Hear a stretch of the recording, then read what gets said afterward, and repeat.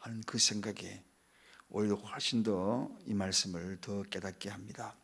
오늘 본문에는 우리가 평소에 생각하지 못했던 정말 베드로, 그렇게 주님 앞에 주는 그리스도시요 살아계신 하나님의 아들입니다, 이렇게 고백했던 이 베드로, 얼마나 그 신앙 고백이 예수님의 마음을 흡족하게 했으면 칭찬도 듣고 베드로의 그 신앙 고백 같은 그 고백 위에 교회도 세우고 천국 열쇠까지 주겠다고 그렇게 약속을 하셨건만, 오늘 이 베드로는 너무나 초라하고 나약하고 그리고 믿음의 현 주소가 어디인지, 또한 반면에 이 베드로를 바라보면서 이러한 모습에 베드로의 모습이 행여나 나의 모습이 아닌가 하는 그러한 생각을 가져봅니다.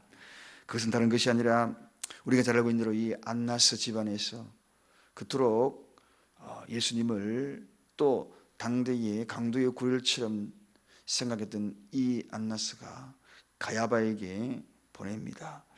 가야바의 그 대제사장 앞에서 신문하는 대목이 오늘 이 본문의 이야기거든요. 이 본문 속에서 여지없이 무너져버리는 탄탄하고 신뢰감이 갔던 그런 믿음처럼 보였는데, 이렇게 초라한 믿음일 줄 누가 알았겠습니까? 오늘 베드로가 이러한 상황이 오늘 25절 26절에 소개합니다. 너는 그 제자 중 한 사람이 아니냐 하고 베드로에게 사람들이 물었다, 그렇게 소개하면서 동산에서 네가 칼을 들고 대제사장의 종 귀를 내리친 그 사람 내가 보았다, 바로 당신이지, 네가 바로 예수님 제자, 예수님과 함께 했던 그 제자, 오늘 같으면 네가 예수쟁이 진짜 맞느냐 하고 이 질문을 던진 겁니다. 그럴 때 이 베드로, 오늘 이 베드로의 모습은 참으로 나약하고 두려움이 사로잡혀 있는 그러한 모습이 아닐 수 없습니다. 순식간에 자기도 모르게 배신의 말이 튀어나오는 것을 봅니다. 위기 앞에 순식간에 나도 모르게 배신해버리는 그러한 말이, 나는 모른다, 결코 나는 모른다고 그렇게 이야기하는 것을 봅니다. 여러분, 오늘 이 첫 번째 우리가 생각해 봐야 될 것이 바로 이 대목입니다. 어떤 결정적인 믿음에 대한 테스트가 나에게 다가올 때 순식간에 나도 모르게 내 입에서 과연 어떤 고백이 나오는가, 어떤 극한 상황이 나에게 다가왔을 때 나도 모르게 내 속에 있는 것이 어떻게 대답되어질까, 바로 이 대목입니다. 여러분, 이 세상에서 우리의 믿음을 시험하는 일들이 참 많거든요. 그런 시험 중에 나도 모르게 내 입에서 튀어나오는 것이 과연 어떻게 튀어나올까, 그것은 나도 모르게 나오는 그것이 바로 저는 생각할 때 진짜 믿음이다 생각합니다. 진짜 믿음은 나도 모르게 튀어나오는 것이, 이게 진짜 믿음입니다. 내 속에 있는 것이 나도 모르게 툭 튀어나오는 것, 그게 진짜 본심이 아닌가. 오늘 이 베드로 한마디로 무의식 속에서 진짜 믿음을 발견할 때에 그게 진짜 믿음이다. 오늘 이 베드로는 자신이 그렇게 초라할 줄 몰랐습니다. 자신의 믿음이 그렇게 나약할 줄 몰랐습니다.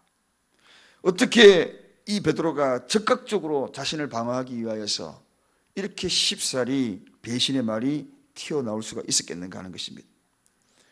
이것은 우리의 모습도 한번 생각해 볼 필요성이 있다는 겁니다. 극한 상황이 나에게 갑자기 튀어나올 때, 갑자기 나에게 다 도래할 때, 위기의 그런 상황이 나에게 돌출적으로 튀어나왔을 때 나도 모르게 내뱉는 말이 과연 무엇인가? 신앙적인 말인가? 아니면은 불신앙적인 말인가? 우리 집안에 갑자기 어려운 상황이 도래했을 때 나도 모르게 튀어나오는 것이 신앙적인 말일까? 아니면은 불신앙적인 말일까? 이 대목을 생각해 하게 만드는 그러한 대목입니다. 저도 제 자신이 그렇게 나약할 줄 몰랐습니다. 제 믿음이 그렇게 초라하고 그렇게 부끄럽고 그럴 때가 있는 것을 발견할 때가 있었어요. 이 정도밖에 내가 안 됐는가? 이 정도밖에 초라한 믿음이 아니었는가? 베드로의 모습이 아니라 어쩌면 제 모습이, 어떤 상황이 딱 나에게 다가왔을 때 나도 모르게 나도 딱 내뱉는 말이 너무나 불신적인, 불신앙적인 언어였거든요. 그러고 보니 내가 이거밖에 안 됐는가? 여러분, 오늘 베드로가 25절에 보니까 베드로가 부인하여 가로되 나는 아니라 이렇게 이야기합니다. 나도 모르게 튀어나오는 그 불신앙적인 언어, 그리고 그런 믿음으로는 결코 이 세상의 시험거리를 이길 수가 없다는 것. 그리스도가 한 번도 아니고 3번씩이나 완강하게 부인했던 이 믿음의 이 실체를 바라보면서 오늘 이 베드로 보십시오. 그동안에 어떻게 주님을 따랐습니까? 우리가 볼 때는 굉장히 열정적이었습니다. 앞서서 행했습니다. 뜨거웠습니다. 그런데 정녕 알고 보니 그것이 믿음이 아니더라는 이야기죠. 여러분, 믿음은, 온전한 믿음은 무엇인가? 무의식 속에서도 주님을 시인할 수 있을 때 이게 진짜 믿음이 아닌가? 베드로 그동안에 얼마나 많은 모습을 보여주었습니까? 마지막 겟세마네 동산에는 칼을 뽑기까지 했습니다. 주님을 지켜야 되겠다라고 칼까지 뽑아서 대제사장에 주님을 잡으러 왔던 그 대제사장의 종의 귀까지 쳐버렸던 그러한 사람이었습니다. 그런데 그것도 알고 보니 열정에 불과한 것이었고 허상에 불과한 것이었고 그것도 알고 보니 껍데기 믿음. 사람은 위기를 닥쳐봐야 합니다. 사람은 시험을 닥치고 어려운 환경이 나에게 닥칠 때에 그때에 나는 과연 어떤 모습으로 내 입으로 주님을 시인할 것인가? 이게 진짜 믿음. 사랑하는 여러분, 오늘 이것이 베드로의 모습처럼 보이지만 실상은 저의 모습이기도 하고 때로는 혹시 우리의 모습이 아닌가 하는 것을 봅니다. 평화시에는 모릅니다. 절대로 평화시에는 모릅니다. 과거에 제가 어렸을 때 다녔던 그 교회에 큰 대형 사고가 일어났고 교통사고로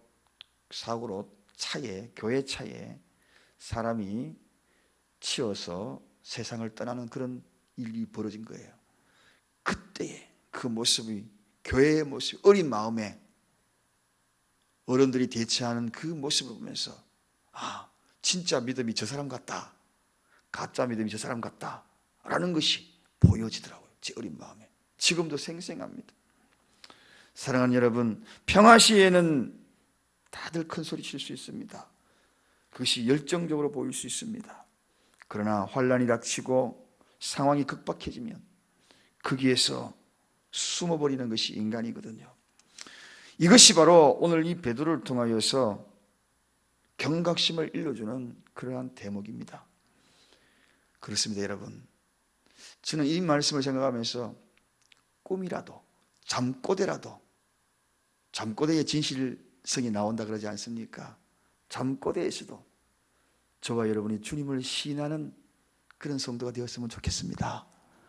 푸념 속에서도, 한숨 속에서도 나도 모르게 부신앙적인 언어가 나오는 것이 아니라 신앙적인 언어가 한숨 속에서도 자기도 모르게도 튀어나오기를 원합니다.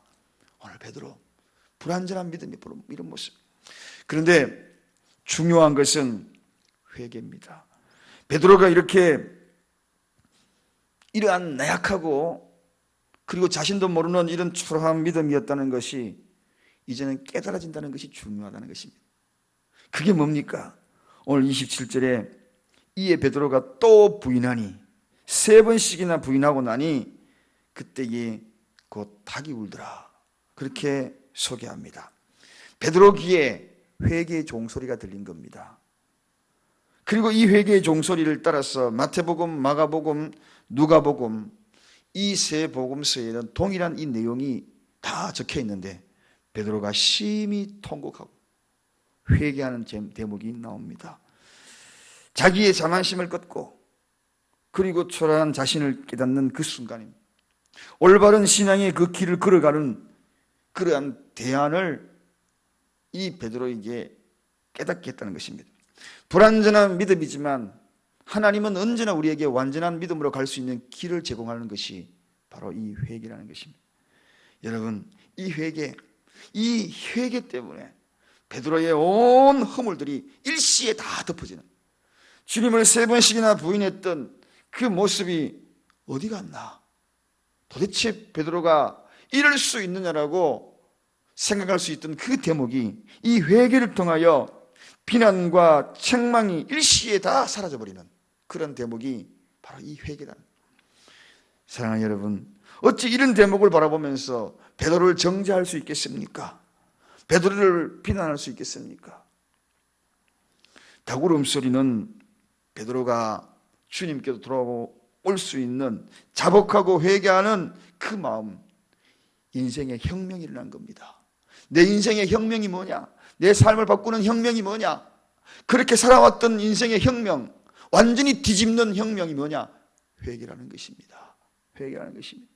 혁명이 일어나면 정권이 뒤바뀌잖아요. 회개는 내 인생이 뒤바뀌는 것입니다. 주님께로 돌아오는 완전히 뒤바뀌는 것입니다. 회개의 소리, 이 회개의 소리를 듣고 어찌 주님이 베드로를 책망할 수 있겠습니까? 주님이 어찌 용서해 주지 않겠습니까? 배신 아니라 그 이상의 그 행동을 했다 할지라도 이렇게 통곡하며 회개하는 이 베드로를 어떻게 외면할 수가 있겠냐는 것입니다. 진실한 회개는 강한 신앙인으로 전환하는 혁명입니다. 베드로가 위대한 신앙인으로 거듭나고 평가받을 수 있었던 것은 다른 것이 아니라 회개였습니다. 가룟 유다가 그렇게 초라하게 마지막 일생을 마무리하며 사라져버린 것은 회개가 없기 때문이었습니다. 예수님을 동일하게 부인하고 파르고 저주하고 그렇다 할지라도 베드로는 돌이켜서 회개를 하였어요. 인생의 혁명이 일어났지만 결과적으로 가룟 유다는 그러지 못했다는 것입니다. 사랑하는 여러분, 회개는 이렇게 믿음을 성숙하게 만듭니다. 그동안에 베드로는 열정만 있었지, 성격만 그랬지, 어쩌면 성격으로 예수를 믿은 줄 있습니다. 그걸 믿음인 줄 알고 착각하고 생활할 수도 있습니다. 성격은 믿음이 아닌데 그것이 믿음인 줄 알고 착각했던 겁니다. 그런데 오늘 이 눈물과 함께 회개했던 이 베드로, 주님 앞에 용서를 받은 이 회개, 그것을 통하여 굳센 믿음으로 거듭나는 이 베드로, 오늘도 우리에게 던져주는 시사점이 바로 이것이 아닌가. 비록 우리는 불완전한 믿음을 가지고 있을 수 있습니다. 나도 모르게 툭 튀어나오는 그 말 한마디 속에 너무나 불신적인 용어들이 우리 속에 있을 수 있습니다. 그러나 그것을 돌이키고 그것을 다시 회복시키고 주님의 기억 속에서 완전히 사라지게 만드는 것이 무엇인가? 그것이 바로 회개다. 오늘 이 회개를 통하여 내 인생의 혁명이 일어나고 우리 교회의 혁명이 일어나고 내가 주인이었던 그 자리에 주인이 뒤바뀌어지는, 정권이 뒤바뀌어지는 그런 은혜가 있기를 간절히 축원드립니다. 기도하겠습니다. 하나님 아버지, 이토록 초라한 믿음이 베드로의 믿음이었다고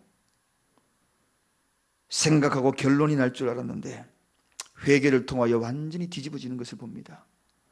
이토록 초라한 믿음이 우리의 믿음인 줄 알았지만 회개를 통하여 완전히 뒤집어지고 새로운 신앙의 전환점이 되고 주님으로부터 인정받는 베드로의 모습처럼 우리의 모습이